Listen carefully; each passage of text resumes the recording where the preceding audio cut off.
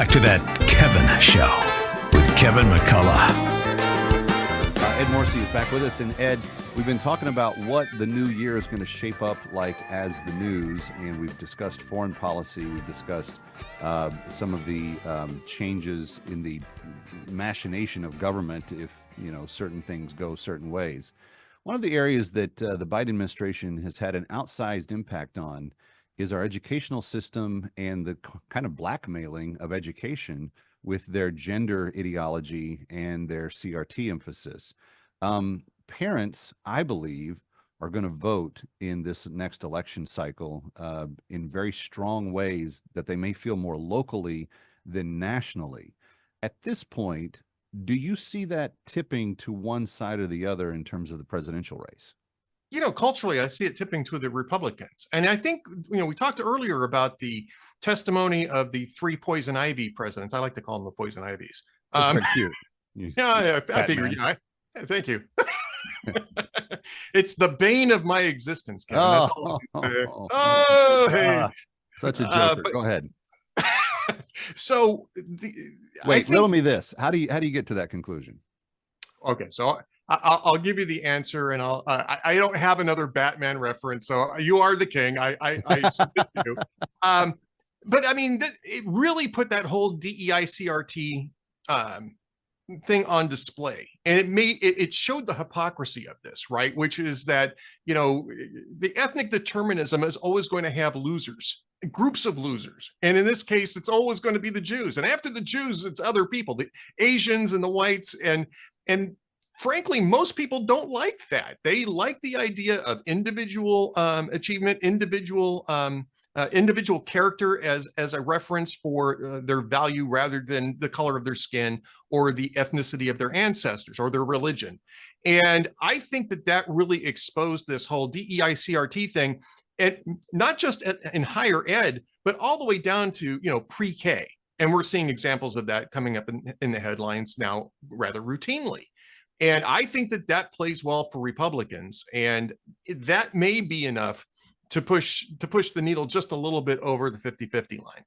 One of the things that people did not really acknowledge in the headlines in 2022 was that while the congressional races were kind of a hot mess, Republicans picked up some in the House. They didn't win some of the races they really wanted in the Senate, blah, blah, blah. On the local level, moms came out big time and swapped a lot of school boards. 50 of the biggest school boards in the country went back to moms and dads of common sense and away from the woke monsters that had been there for some time. When you mess with people's kids, you pay the price at the ballot box. You do. And again, parents vote, and they're an important voting bloc. And as long as they see that as their priority, and kids usually are their priority, it's very powerful. It has very powerful effects. And I would say that Republicans could have done better in 2022, especially in the Senate, with better candidate selection and a little bit better messaging too. And I think that, we can talk about abortion a little bit on this, but had they had a coherent message on abortion, I don't think it would have hurt them nearly as much as it did in 2022. Well, it's going to be interesting to see where it goes. Another phenomenon we saw in 2023 were a lot of old people getting much older in elected office. And, the leader of the Republicans in the Senate now has a nickname called Glitch. You saw some people die while in office. Is there any trend towards new blood, fresh blood in the on the scene for people?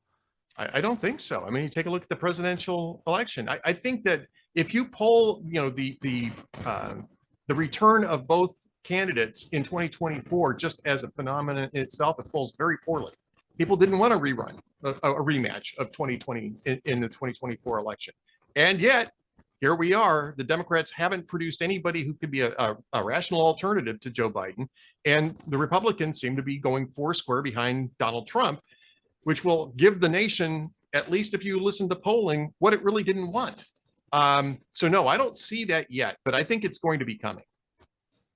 Let's talk about that. Let's handicap these first few months. In a column I wrote probably, I don't know, 5 or 6 weeks ago now, maybe longer than that. kind of at the end of the debate cycle, I guess, is when I authored it. I said at the time that I think Trump wins in Iowa.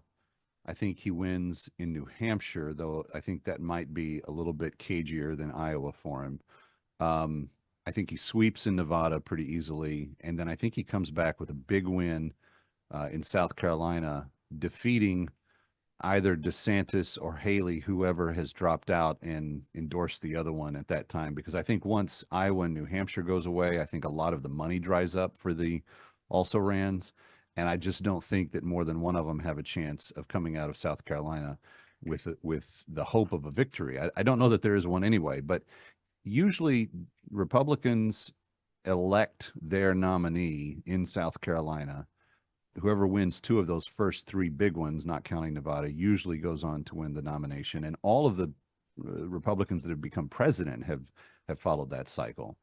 Do you see anywhere in those first four contests, which are the ones that happen before Super Tuesday, where someone breaks through? The only one I think that has an opportunity to do that would be DeSantis in Iowa, and really just in Iowa. And that could change, if he does, it could change the context of what happens after that. DeSantis has spent a lot of money building a ground organization in Iowa. He spent a lot of time in Iowa. So you think he's Ted Cruz in 24? He's possibly Ted Cruz. Now, it didn't work for Ted Cruz. Well, it worked. It extended the race, that's for sure. I mean, it took to Indiana for him to be mathematically eliminated. But it was interesting. I just was on the phone with a well-known talk show host in Iowa, Steve Deace, who has often been on the inside track of nominating and endorsing the GOP winner of that first caucus. And his words to me were, Kev, I don't know that Trump's ahead by 20 or 30, but this is the lowest level energy primary I've ever seen. And I don't know what a Nikki Haley sign looks like. He says, but I have no real feeling about how it's going to go in just a couple of weeks. Is that telling from someone who's been so hard on the inside for such a long time? You know, Steve's a great resource for this. I mean, he really is on the ground. He really does. Nobody knows the counties in Iowa like he does. Exactly. So I'm not surprised that he's saying what he's saying. Ed Morrissey, read him at hotair.com because he's going to be on top of all of these stories and many, many more. Ed, a good friend, thank you for being with us to start the year. Ready or not, he'll be right back.